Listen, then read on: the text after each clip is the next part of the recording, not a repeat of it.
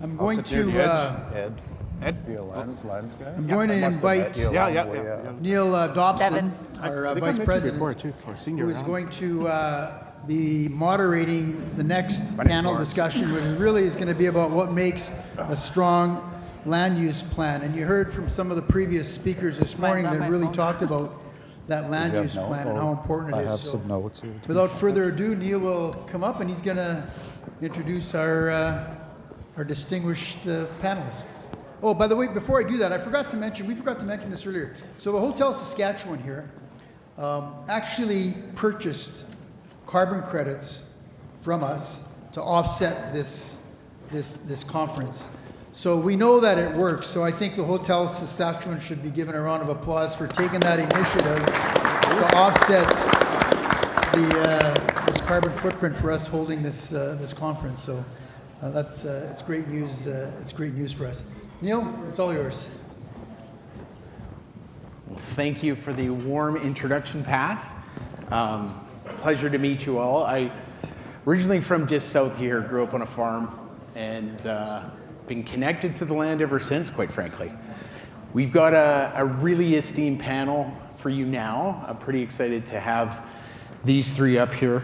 It really matters because I think what you're finding with this conversation that we're really having today is it's a room of various backgrounds, and it's important because you should get the feel of buyers and sellers being connected. The unique thing of what Carbon RX offers is this experience that most other organizations can't offer, and it's mostly because of size and scope, our focus. We're quite connected to everybody that we onboard as a partner, and we're very connected as well to, as you heard before, the buyers of the credits, because we want them to be able to tell your good story as they take this onward to the marketplace. So anyways, with that, I'm going to turn this over to introductions. So we're going to start with Miss Devon McLeod, who's the junior person on this panel. Devon recently graduated from the U of S with this certification, Kanaway Ta Tan ASCII. Close enough, yeah. Am I close? That's not a very good support of my saying that word. But nonetheless, she's from Misipawistik Cree Nation, which is Grand Rapids, Manitoba. They've been partnered with us for less than a year, and Devon's taken on the role as land manager, dedicates herself to managing and stewarding the land's natural resources. So we're looking forward to her contributions today. Next to her is Lawrence McNab. Lawrence is from George Gordon First Nation, dedicated the past 9 years to managing his community lands. And the land manager for George Gordon First Nation, he oversees both reserve lands, fee simple lands acquired through treaty land entitlement. Then of course we've got Mr. Ed Vystrcil. Did I say that correctly? Vystrcil. I've been working on that. Anyways, he comes to us from Misipawistik. Oh man, I have this nailed. Misipawistik Cree Nation. That's pretty good. That was pretty good. Which, of course, as you know, is Nelson House, just outside of Thompson. Renowned for his unwavering commitment to land rights, environmental stewardship. Hailing originally from Thompson, he's devoted over 2 decades to advocating for First Nation communities with a primary focus on lands, environment, and natural resource management. He was recently named Director of NCN Development Corp. So he's head of their ACDEV. So with that, we're going to turn this into a series of questions, and we're going to start off with the most riveting one, which is, tell us about yourself. So Ed, yeah. What would you like us to know about you and your community and your journey here? Okay. I assume the mic's on and you can hear me.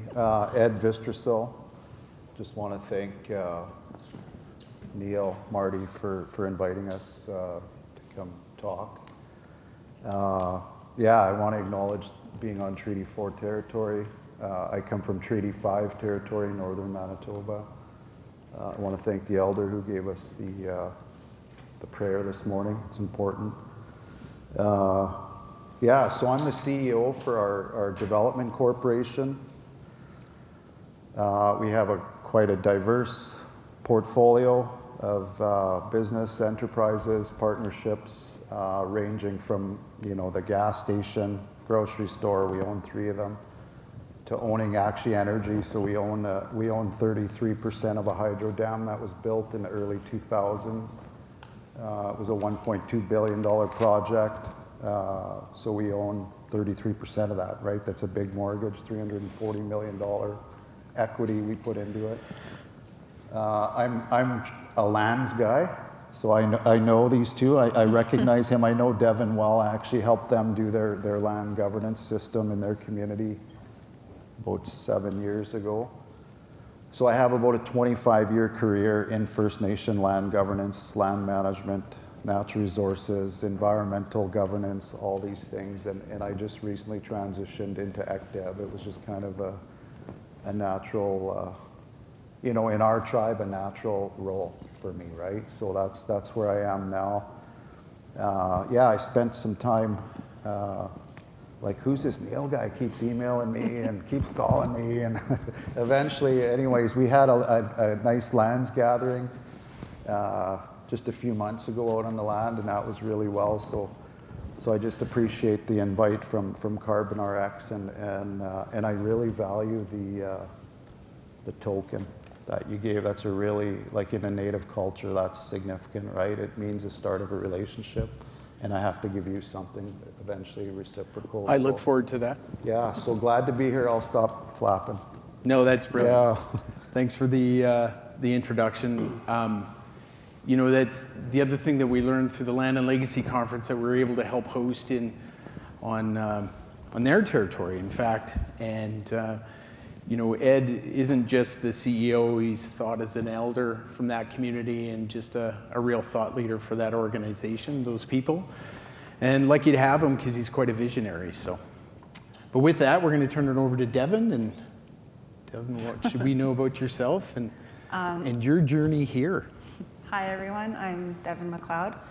I am the lands manager out in Misipawistik Cree Nation. I've been in the lands department for about 9, going on 10 years now.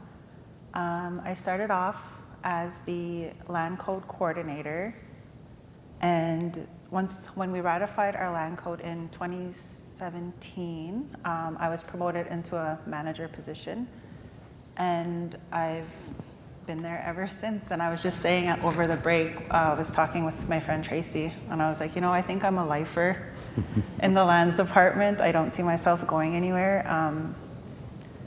I didn't grow up being out on the land, so it's kind of a weird transition now where I feel the need to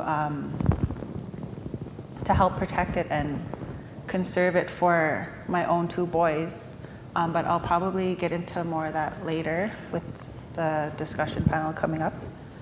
And as Neil said, we are located in northern Manitoba, not as north as Ed, but I still like to say northern Manitoba.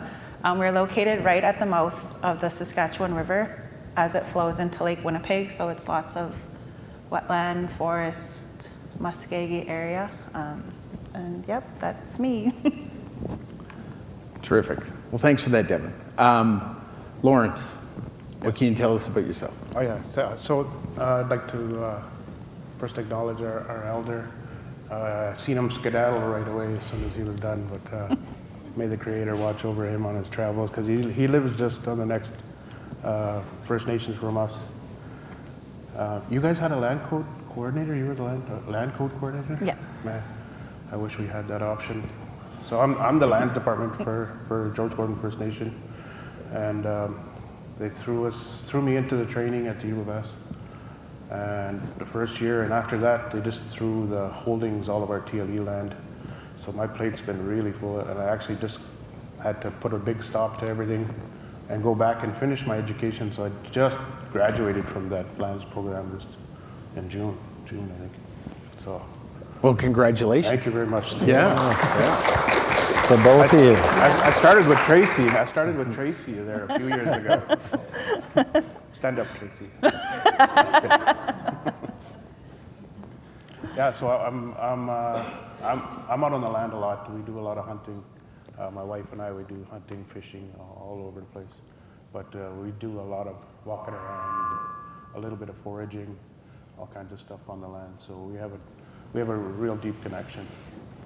Brilliant. Well, I guess we'll just dive into some of the other questions here, and it's really going to twig on the land use plan itself. Some self-direction for sure, and what does that all mean? So the question that's posed here is land use planning is approached differently depending on many factors. Can you describe your plan? And I'm just going to leave it to you to decide who wants to answer first. Go in order. I guess so, yeah. Seems best. Yeah, so Ed, our land use plan is a little different. I'm not sure I'll hear about yours, but ours was territorial, right? So we have 5.6 million acres in the boreal forest, pristine lakes, wildlife, wetlands, all of it we have. And how do you plan for 5.6 million acres doing a land use plan? It's like you're not talking quarter section, right? You're talking like planning for a community. So I led our land use plan. It derived from a planning obligation because we were impacted by Manitoba hydro flooding in the 70s. So it resulted in this flood settlement agreement. And that's where there was a planning obligation to do a land use plan for our territory and to do resource-specific plans, so resource management plans. We could say a forest management plan that includes a carbon piece into it or something, or we could do a mineral management plan. So the provincial, federal government, hydro, had the obligation to do this. And I remember hearing about it as a young man, and probably would have been in 96, early 20s, mid 20s, something like that. And it just never happened. The government's not going to do a land use plan for you, right? I learned that, and nor did I want them to, right? I have an educational background in environmental studies, and then I was a certified land manager in 2001, like the old days, the old land management training. And I didn't want industry. I didn't want the provincial government. I'm aware of what the provincial system has done to our people and how it's displaced us. I'm aware of the Indian Act and how it's impacted our people. And we had a little bit of seed funding from an environmental governmental organization. And, I guess it's odd that the federal government, Environment Canada, was our biggest funder of our land use planning process. And I didn't want to hear from industry. I didn't want to hear from the province. I didn't want to hear from municipalities. I wanted to hear from our people. I wanted to hear culturally what I learned about our land and just to reinvigorate that and empower our people to do a community-driven land use plan, right? So that's, I believe, I like what Terry said from Cowicus, land back. That's the theme here, I think, but that's the approach. Nobody's going to do a plan for our land other than our people and our community, with our elders, with our harvesters, with our women, with our youth, like that. A real community-driven land use plan. And I believe in assertion, not permission.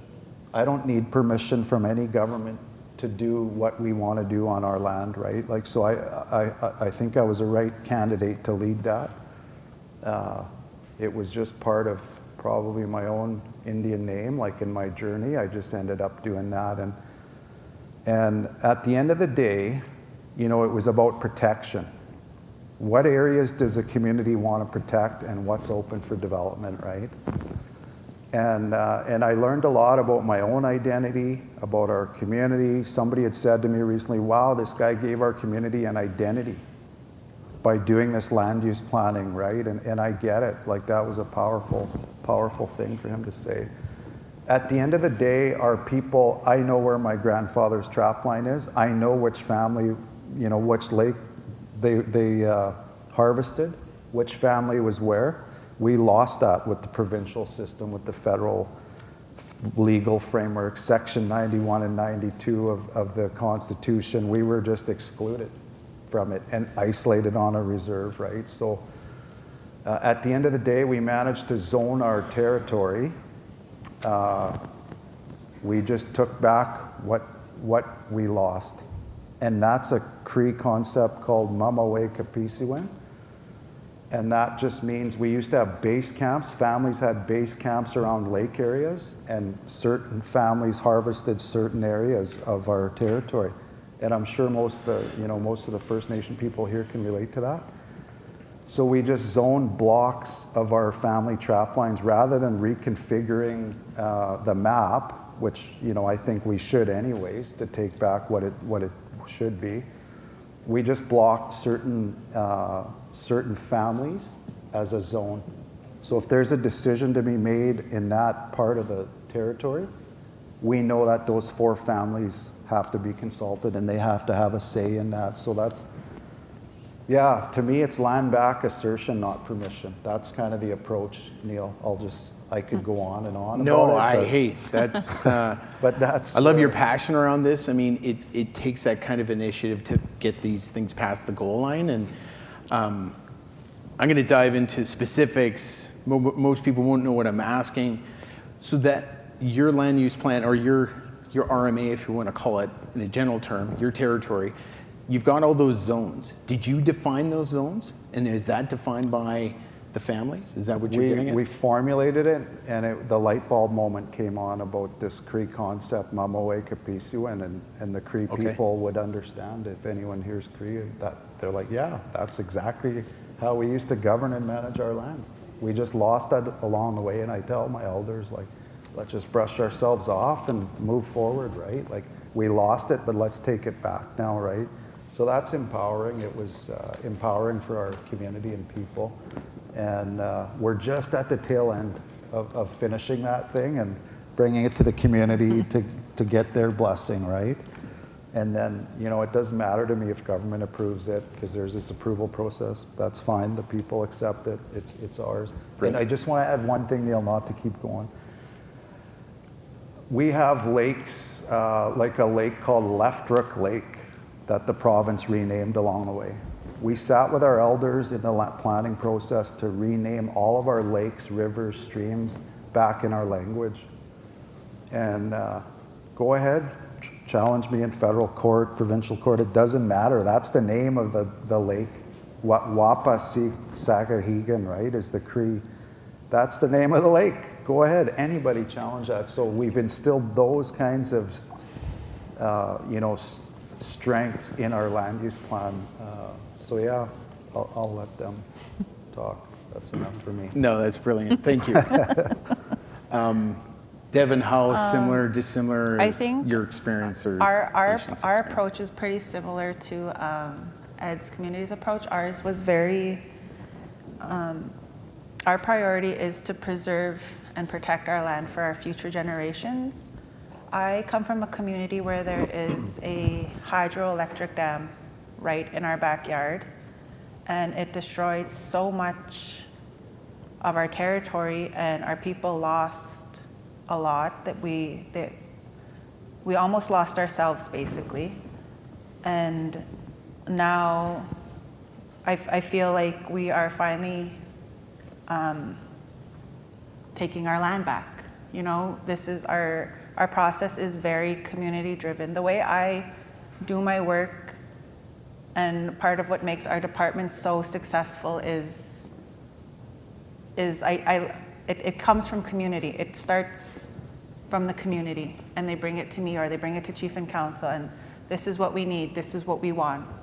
So then we in the office are like, okay, how can we make this work? Because this is what our community wants. And it's just, we're very about preservation, because we haven't had a say in what happened in the past, but now we're going to have a say for our future and for our kids' future. How does this resonate with you, Lawrence? Oh, it's right spot on. Protection, conservation. But like on Gordon's was a ground zero for a residential school. So its effects are rippling out still. But Ed's renamed, you guys renamed Nelson House to a Cree name again? All our lakes, All your rivers, lakes and streams everything back like in that, our so that- language, yeah. That's exactly what we will be doing. We did our comprehensive community plan like 14 years ago. We did our land use plan. Now we're doing a master plan, which is going to encompass everything like that. But language and renaming are, it's going to be an uphill battle because hardly anybody can say it, or to rename our band to the original treaty signers. Cree name is walks on four claws, but I can't even say it myself. So it'll take some time for the whole adjustment to renaming and getting our language back. Because what he said for the methodology is a Cree word, and I couldn't even catch it. So it's definitely that's one of the avenues we're going to be going with our master plan, is the renaming and zoning of all of our lands in traditional names. But definitely conservation of what we've got. We got a limited, like he talks about millions of acres. We got about 36,000 acres, and 2/3 of it's all bush. So we want to keep that. We want to keep that because there's not just the humans on Gordon's. There's all of our moose, our elk, all of our brothers and sisters, and birds, and the bunnies, and everything like that. Thank you. That's,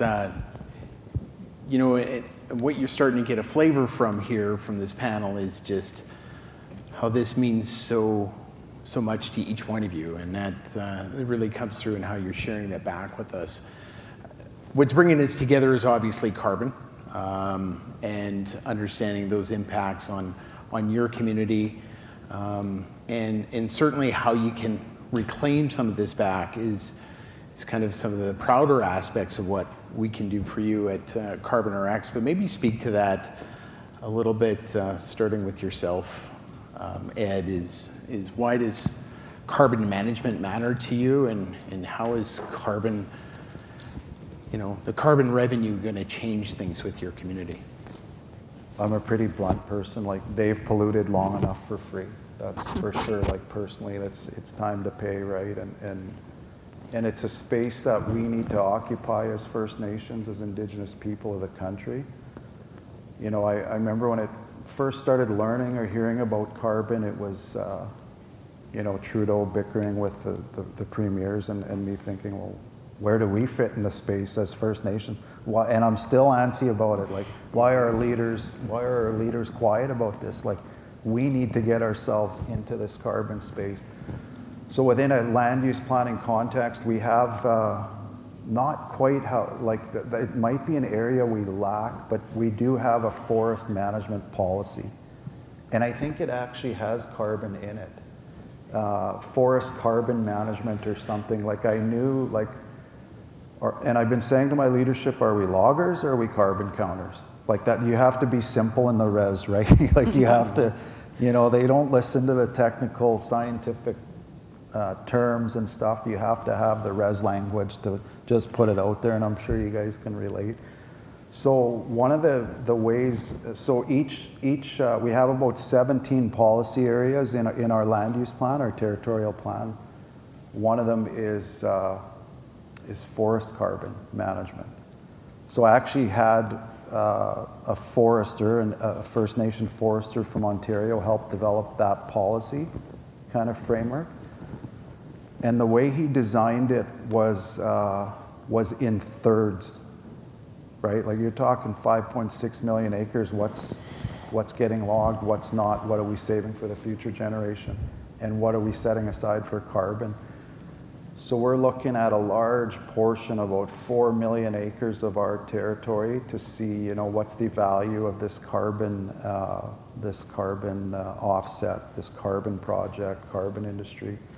I'm excited, right? I think Marty and Neil know that. I'm like, let's do this. Let's get moving here, right? Like, And just to occupy that space and just, I know they're both land code communities, so are we.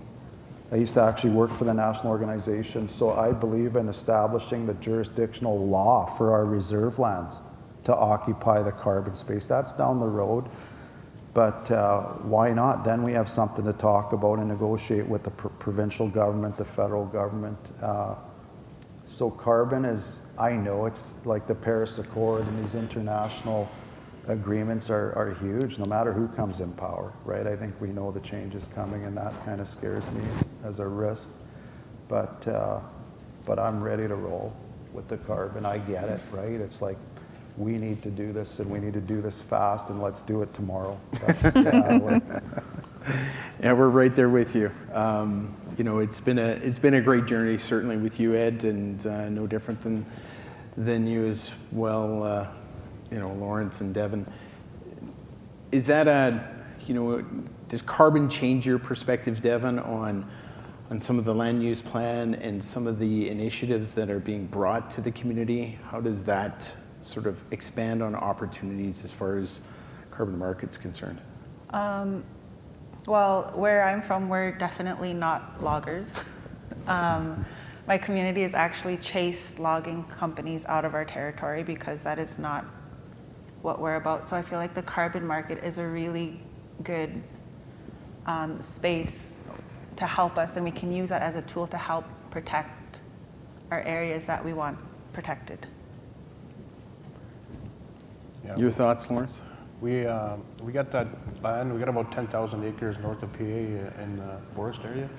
It's pasture and forest. And I've had a couple of logging companies phone in, and they really use scare tactics. Oh, you know, fires are getting closer and closer. You know, you might as well log it.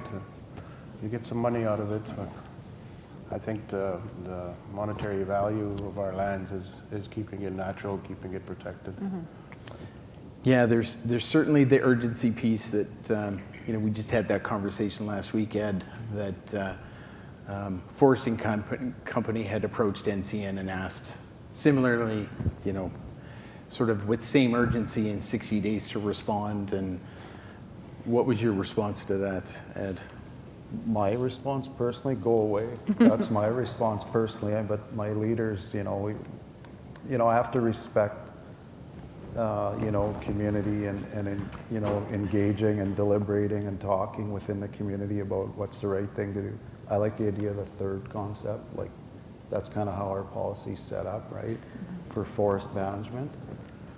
But on a more serious note, going back to our flood settlement agreement and the planning obligation, it's like my response to us, it used to be Tolko in northern Manitoba. So forest management license 2 in northern Manitoba is the biggest or second biggest in North America. So we've been dealing with these 45-day notices on this forest management license. They've been operating on an annual permit basis because, but now they're pushing a 20-year forest management plan, and it's like, thanks, just hold up there. We're going to do our forest management plan, and it's going to include a big carbon element. Mm-hmm. Then we'll talk, right? So stop this. I call it assumed crown-based authority of the provincial government, and it's time to talk to us seriously, right? And we have a planning obligation, Manitoba, to do this forest management plan. What does our forest management plan look like as a First Nation community versus these notices we get from these logging companies, right? The world's changing. I think our leadership get it. My chief, Angela Laverser, has pushed me to come and take this on with you, right? So here I am. But we need to think about our own forest management plans, our own natural resource plans. Enough of this Section 91, 92, the Canadian Constitution, where they make a decision and we have to live with it. It's like we need to start occupying that space, that jurisdictional space. I live there. I'm going to die there. Right. My kids, my grandkids we're always going to be there. So I don't buy into this. Anyways, I'm going off a little bit. We need our own forest management plans. That's, I want any First Nation here to take that with you. Start making your own plans. We need to do it and do it fast. And build it around carbon. I like that. Devon, we talked about funding and, kind of the role of, how does this play into ISC and their impacts? And you had an interesting response to that. I'll let you expand on that. Because we're a land code First Nation, we took, how many sections was it, Ed? 44. 44 sections relating to land out of the Indian Act. It no longer applies to us.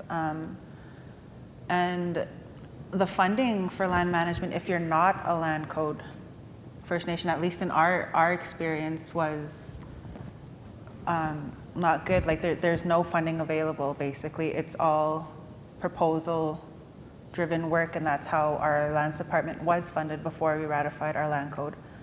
And since then, we were able to get funding access through the Lands Advisory Board to develop our land use plan.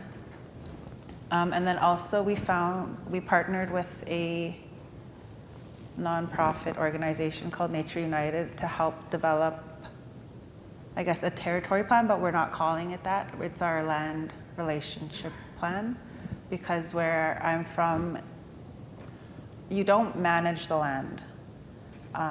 You have a relationship with it. And that's kind of what we're planning for now. Perfect. I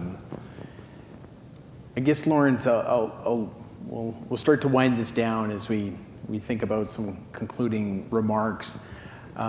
If you could do it again, what would you do differently? Well, actually, in the last couple of years, we've actually got the youth more involved now. We found a way to actually engage them, and that is more or less just getting them out there, taking them hunting. Like just this last weekend, we had a hunting camp, and that giving them that intrinsic value that they're out there and subsisting off the land, that's going to give them a better understanding and more of an opinion when it comes to land matters. And we're all operating under natural law, is what it is. So that's kind of where we're going to take our stance from here on out, is under the natural law, and that's about it that I can think of right now. That's good. I like that. I started thinking about hunting, and then that's it. So I know It's moose season. Are we One of the interrupting elk elk season or moose? Which is or elk transitioning to moose. okay. But I just wonder if the elk are thinking about me.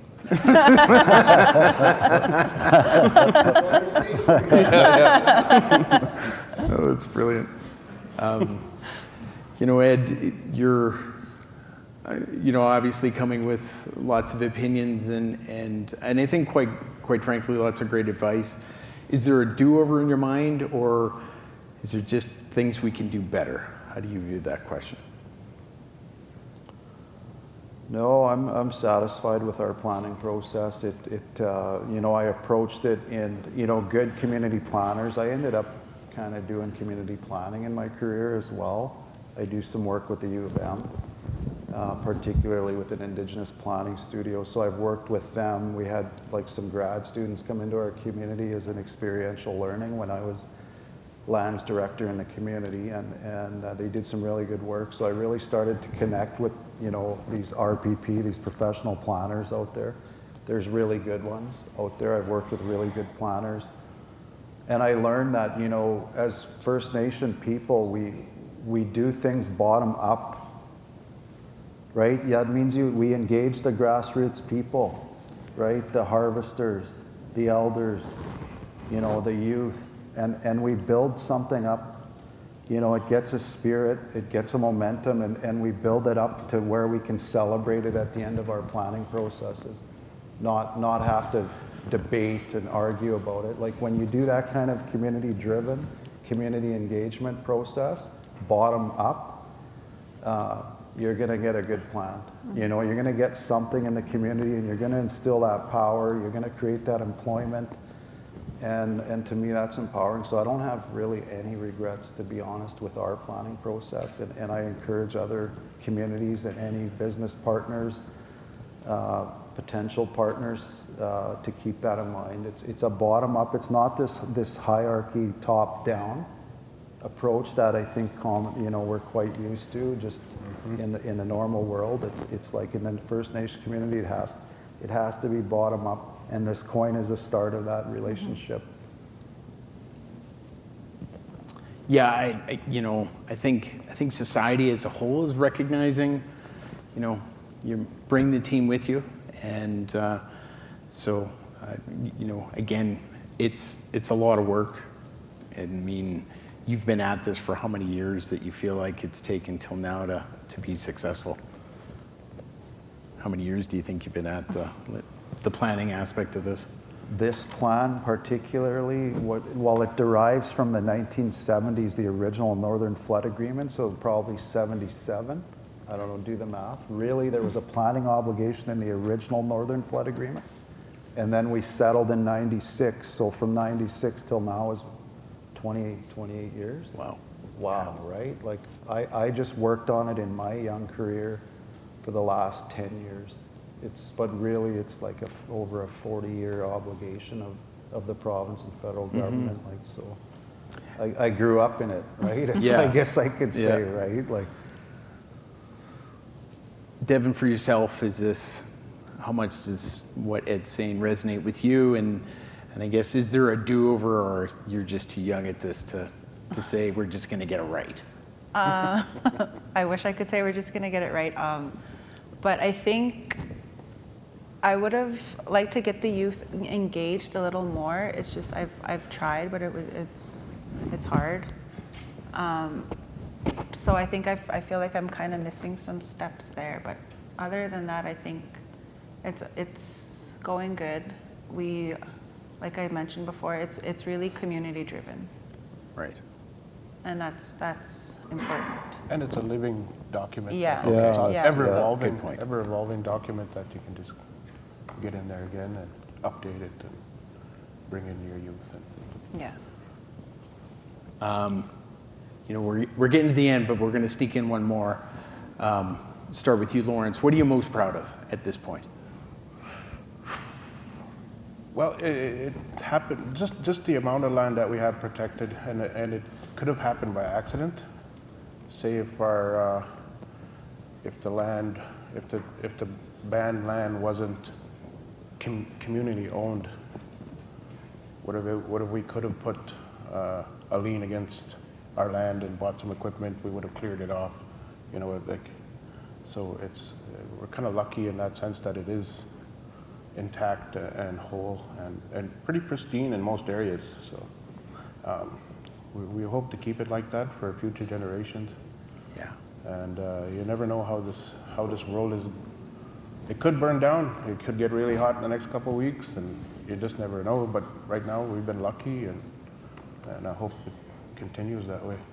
Mm-hmm. We hold a lot of wildlife in that bush, and it's we're looking at doing maybe some ecotourism in the near future. Oh, brilliant. In that Okay. area, so that's kind of what we're gearing towards, I think, is what I've heard anyway. So, I mean, we've certainly heard some of the aspects that you are proud of, Ed. Is there one thing that is just the shining light on this?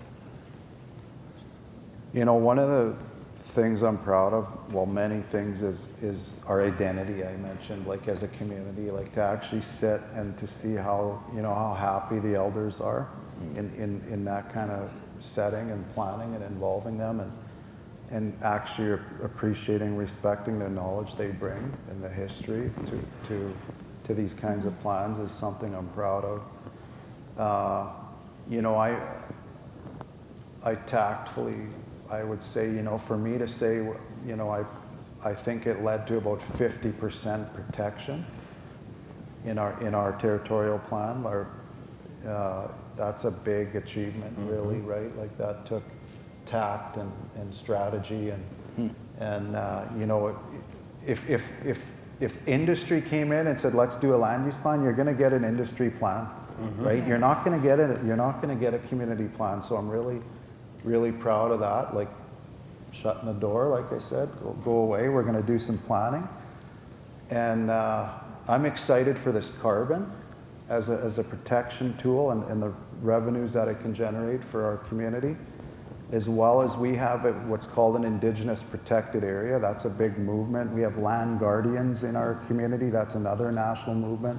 So I've been able to line all these pieces up in the community. And you know, in my career, my 25-year lands guy career, but now I'm moving to the ECDEV. So I'm excited also for the tourism opportunities. I think Indigenous tourism, the world wants to experience Indigenous culture, and I think it's something that's exciting for all of us.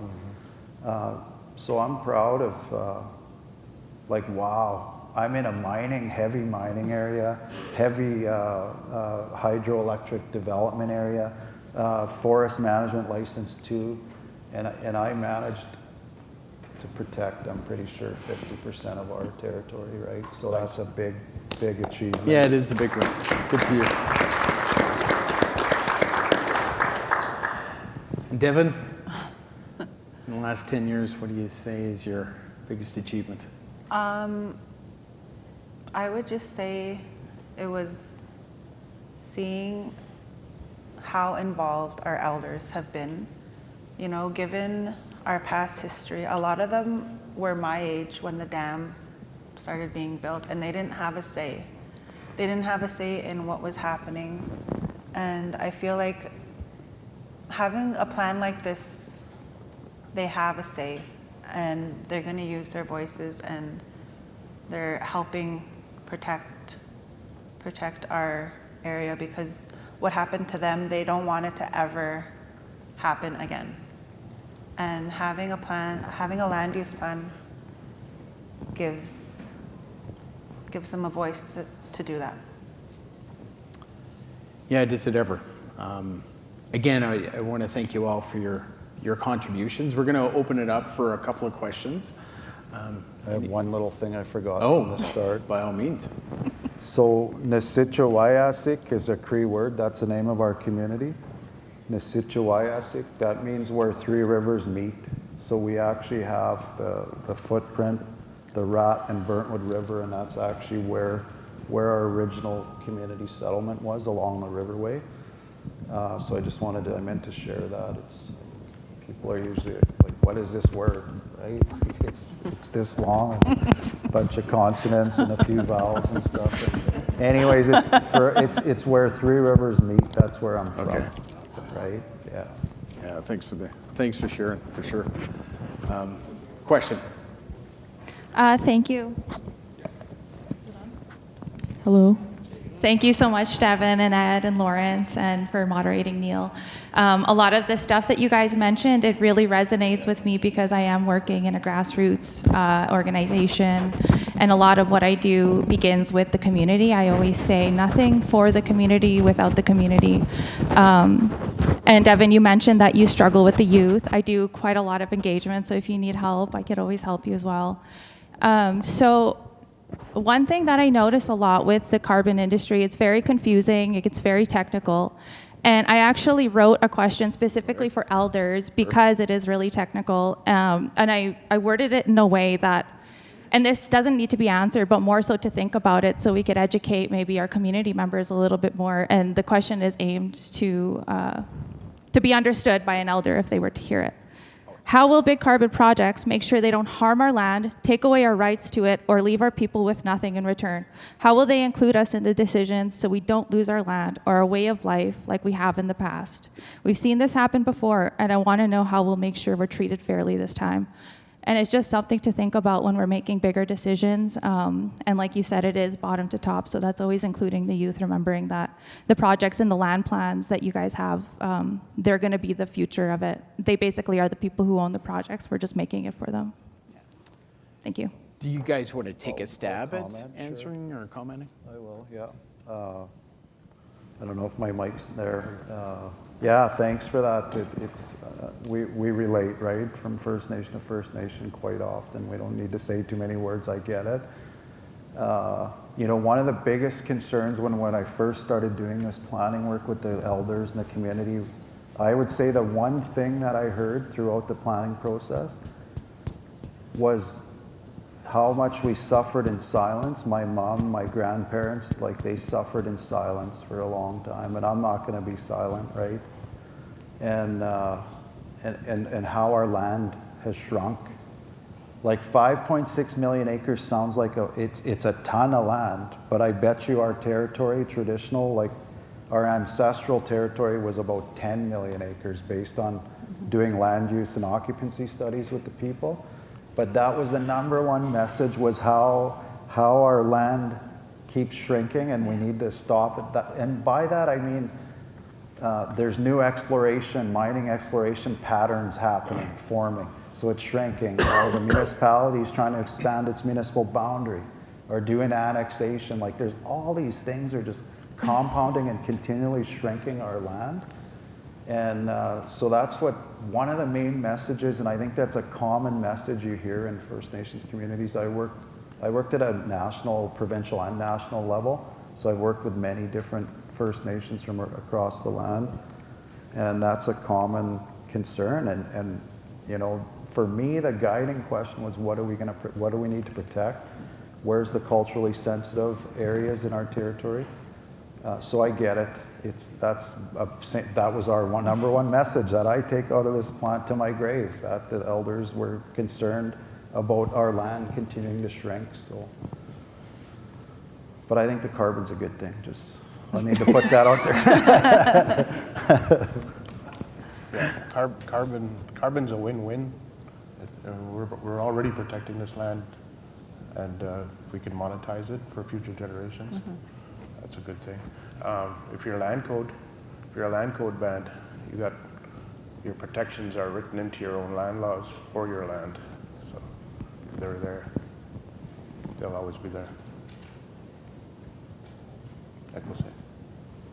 Anything to offer, Devon? No, You're good? They summed it up perfectly. Good for you. One more? Okay. Just wondering if it's not already there in your land use plans, with any future amendments, will you consider putting in a carbon-specific component right embedded into your plans, your land use plan? I think, Ed, you said you have, that exists with you already, but for Devon or Lawrence? Ours is still in the developmental phase, so yeah, we'll definitely be putting in a carbon part into it. Okay, well, I think that wraps us up. I want to thank you all again for making the long journey. Some more than most, as you can imagine, Lawrence. Yeah. But certainly it's a commitment to take time out of your busy schedules, and I know you're busy enough. I mean, elk were calling, and yet you're here. So I've got a camouflage suit underneath this. Yeah, there's a big ass under that shirt, I'm sure. So anyways, if everybody will help me thank them for being a part of the panel. Thank you. Thanks, Neil. Thanks, Lawrence. Yep.